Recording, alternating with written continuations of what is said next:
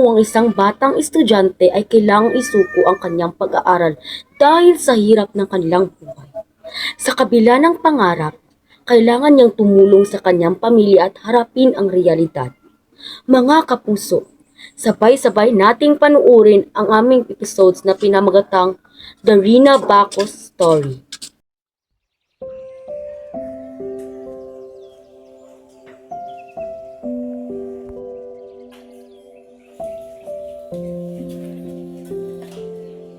Rina, gumising ka na at magsahin yung papa mo trabaho dun sa sakahan.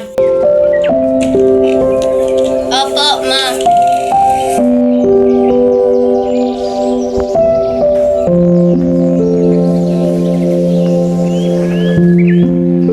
Wala na tayong bigas. Ako, paano yan? Wala na tayo makakain. Bata pa lang ako, madalas wala na kaming kinakain. Di bali, maghanap ka na lang na makakain sa taniman kung mayroon. Opo, Nay. Inyong nadaanan sa buhay noon. Dughan, samo sa ako kami sa among ginikanan, hindi ko lang makita. So, gainit. Ang among ginaon, magaling kami sa kahoy. Butan ko may o. Kuan, gabi. Oo, sa gabi.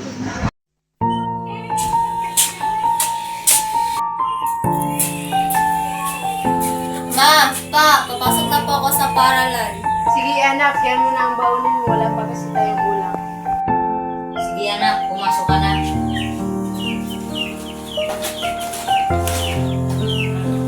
Sige po.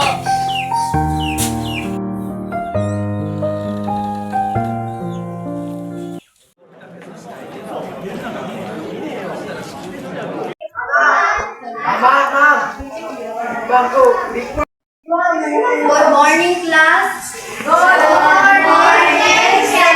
Good morning, classmates. Good morning. Ang ating tatalakayin ngayon ay ang apat na stage. Sino dito ang nakakakilala kung ano ang apat na stage? Sige, Rina. Incubation and Salamat, Rina. Palakpakan niyo si Rina.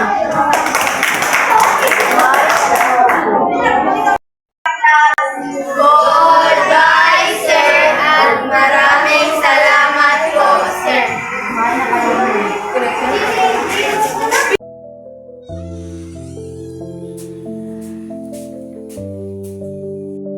Yan ang aking anak.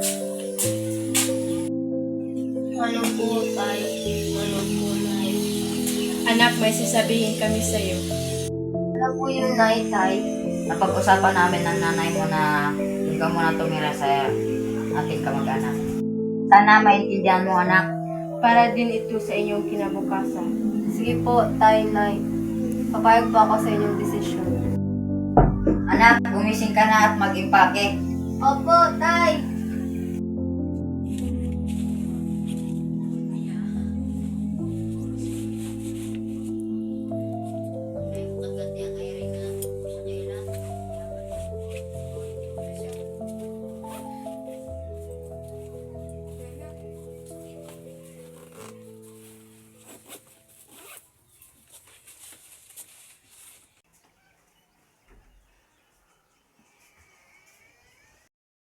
Halika na anak, ihatid ka namin ang nanay mo. Opo, tay.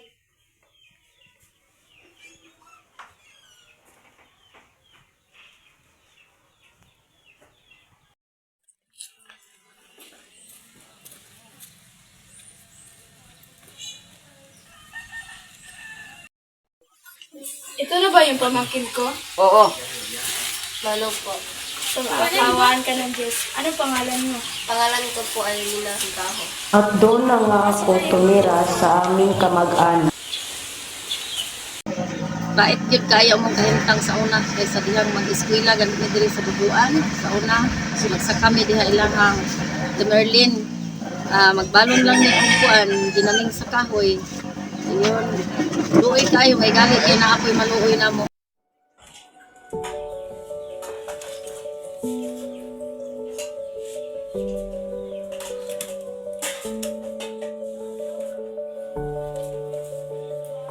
Tita,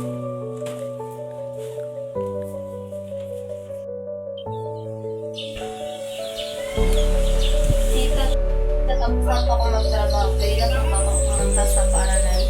Oo, Rina, pero wala kang magagawa ngayon kasi wala akong pera at wala din ibinigay na pera yung mga magulang ko. Pasensya ka na ako ng tita. Bilang po yun, tita. Sige, pumunta ka na sa paralan na kamalit ka ba?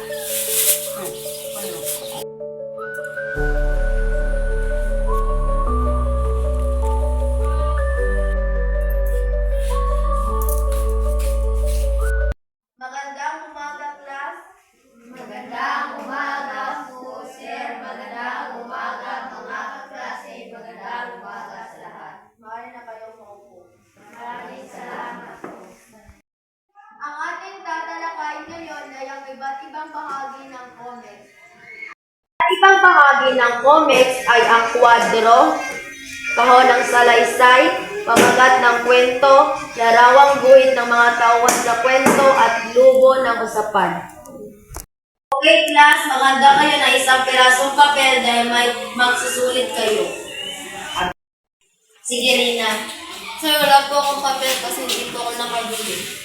Hingi ka lang sa klase mo. Rika, pwede bang maghingi ng papel? Oo. Salamat. Handa na ba kayo, class, sa inyong pagsusulit?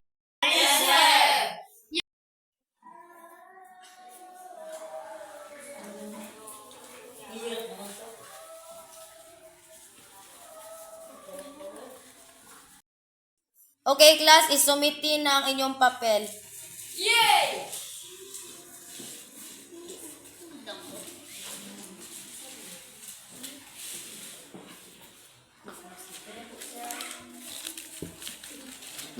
Alam sa inyong lahat? Alam po, sir. Maraming salamat po. Kumain na kayo. Yay! Yay! Alisa, Jay! Kaya na din natin.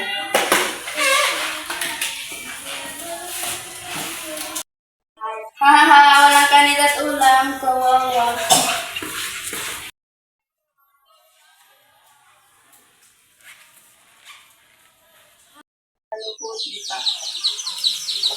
Kumusta naman yung pag-aaral mo, pamangkin? Okay lang po. Sige, pumasok ka na.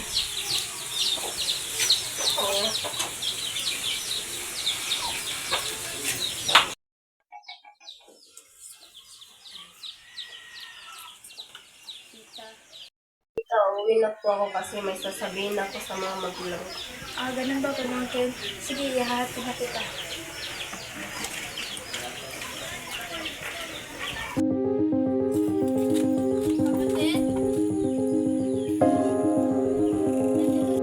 Kasi pamangkin, may sasabihin daw sa inyo.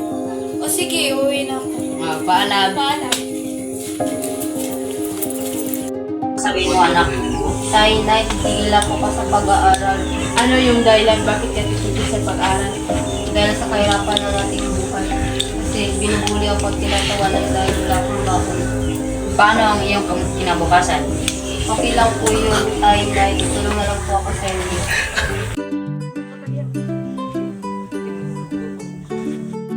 Makalipas ang 6 na taon. Joel, gumising ka na. Magkape ka na. Oo.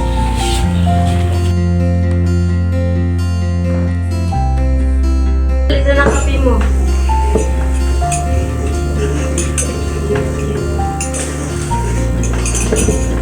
Mga anak, gumising na kayo.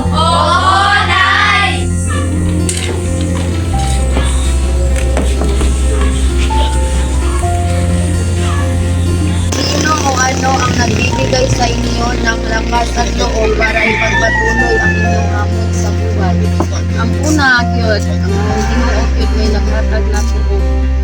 Kuan, pinang kaning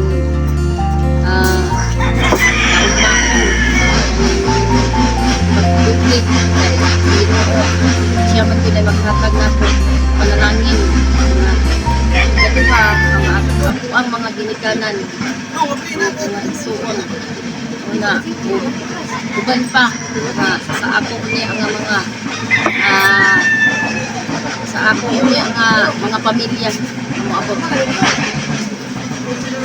Sa kabila ng inyong sitwasyon, ano po ang mga bagay na ipinagpapasalamat ninyo araw-araw sa Panginoon? Salamat ka sa Ginoo. Eh, ako sa ako ang one sa mga limaw SK Adventist lang kay nga o medyo na mo tulungan nun pasalamat sa Ginoo kag gabi ayun kung po na mo sa Ginoo nga ang among mga kalisod kabangan mi sa Ginoo nga uswat ako ang panginabuhi nalalingan mi sa Ginoo nga mauswat ko may Ngayon, ginagamit ko ang aking lakas para sa aking pamilya at ang aming 6 na anak.